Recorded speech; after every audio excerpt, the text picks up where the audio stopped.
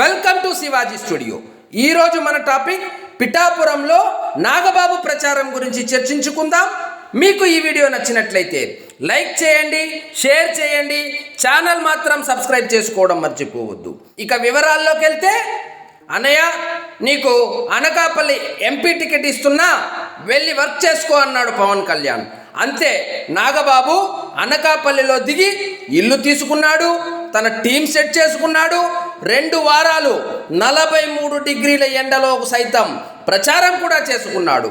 మళ్ళీ పవన్ కళ్యాణ్ ఫోన్ చేసి, అన్నయ్య నీకు అనకాపల్లి టికెట్ ఇవ్వడం లేదు, వెనక్కి వచ్చే అన్నాడు. ఆంధ్రప్రదేశ్లో ఎన్డీఏ కూటమిలో వైజాగ్, అనకాపల్లి, విశాఖపట్నం, గోదావరి జిల్లాల్లో టికెట్ వస్తే చాలు, ఇంకా గెలిచేసినట్లే. అందులో అనకాపల్లి పార్లమెంటు అంటే తెలుగుదేశం, జనసేన 2 బలంగా ఉన్న సెగ్మెంట్. పోటీ చేస్తే ఇంకా గెలిచేసినట్లే. కానీ నాగబాబు తమ్ముడు చెబితే వెళ్ళాడు, అదే తమ్ముడు చెబితే వెనక్కి వచ్చేశాడు.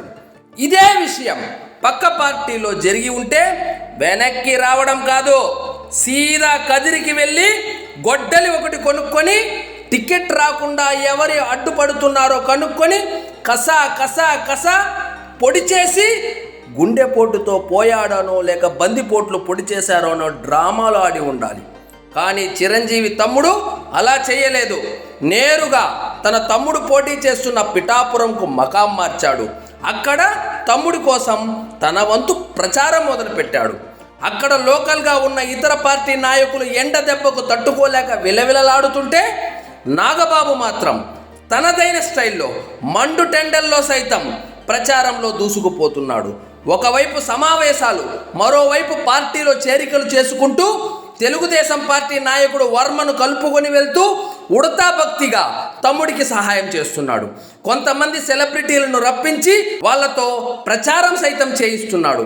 వాస్తవంగా 2019లో పవన్ కళ్యాణ్ భీమవరం గాజువాకలో ఓడిపోవడానికి ఒకానొక కారణం బాధ్యతలు మొత్తం అక్కడి లోకల్ నాయకులకు అప్పచెప్పి ఖచ్చితంగా పార్టీ ఓడిపోయే సీట్లు ఏరుకొని మరియు ప్రచారం చేసుకుంటూ సమయం వృధా చేసేశాడు. అక్కడ లోకల్గా పార్టీలో మండలానికో పవన్ కళ్యాణ్, వార్డుకో పవన్ కళ్యాణ్ ఉండడం చేత ఆర్భాటం ఎక్కువ, గెలిపించాలనే ఆరాటం తక్కువైపోయింది. ఈసారి ఆ తప్పు జరగకుండా, ఎవరిని నమ్ముకోకుండా, ఎవరి మాటలు వినకుండా నాగబాబును పవన్ కళ్యాణ్ పిఠాపురంలో దించాడు. ఆయన ప్రచారం చేస్తే ఏదో అద్భుతాలు జరుగుతాయని కాదు, కానీ అక్కడ మన అనే నమ్మకస్తుడు ఒకడు ఉంటే అసలు అక్కడ ఏం జరుగుతుంది అనే విషయం తెలుస్తుంది. పార్టీ క్యాడర్ లీడర్లకు, పొత్తులో ఉన్న ఇతర పార్టీ వాళ్లకు వారధిగా ఉంటుంది. ఓటమి నేర్పే పాఠాలు మెగా ఫ్యామిలీ వాళ్ళు లాస్ట్ బెంచ్ స్టూడెంట్స్ లెక్క వాళ్లకు పాఠాలు అంత తేలికగా అర్థం కావు. 2-3 సార్లు చెప్పాలి. వాస్తవానికి చిరంజీవి పాలకొల్లులో ఓడిపోవడానికి ప్రధాన కారణం తన మన అనేవాడు అక్కడ మానిటర్ చేయకుండా అప్పట్లో హరిరామ జోగయ్య చేతిలో పెట్టడం వలన. ఒకటి చేతిలో పెడితేనే ఒకసారి మాడు పగిలింది.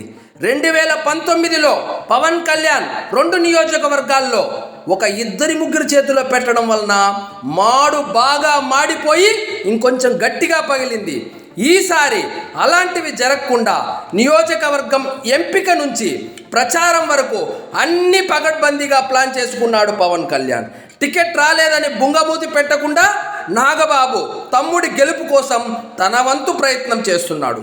కూటమి అధికారంలోకి వస్తే రాజ్యసభ ఇస్తారు, సాల్వా కప్పి సత్కరిస్తారు లాంటి వార్తలు వస్తున్నాయి. పవన్ కళ్యాణ్ గురించి తెలియందేముంది, మరొక్కసారి ఫోన్ చేసి, అన్నయ్య అది ఫలానా వాళ్ళకు ఇచ్చేశాను, దేశం కోసం, ధర్మం కోసం, అసలు నీకు పదవి ఎందుకన్నయ్యా, నువ్వు చిరంజీవి తమ్ముడు, అంతకు మించిన పదవి ఉందా అని అంటాడు.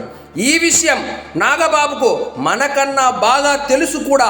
అవన్నీ పక్కన పెట్టి పార్టీ కోసం నిస్వార్థంగా పనిచేస్తున్న నాగబాబును ప్రశంసించకుండా ఉండలేము అంటున్నారు రాజకీయ విశ్లేషకుడు. గెలిచే సీటు వదులుకొని తమ్ముడు గెలుపు కోసం కృషి చేస్తున్న నాగబాబుకు ఎలాగో అన్ని సర్వేలు గెలిచేది కూటమినే అని కరాఖండిగా చెబుతున్నాయి. కాబట్టి గెలిచాక ఏదైనా పదవి వస్తుంది అని ఆశిద్దాం. ఇదండి ఈరోజు మన టాపిక్. మరిన్ని ఇంట్రెస్టింగ్ టాపిక్స్తో మళ్ళీ కలుద్దాం. మీకు ఈ వీడియో నచ్చినట్లయితే లైక్ చేయండి, షేర్ చేయండి, ఛానల్ మాత్రం సబ్స్క్రైబ్ చేసుకోవడం మర్చిపోవద్దు. జై హింద్.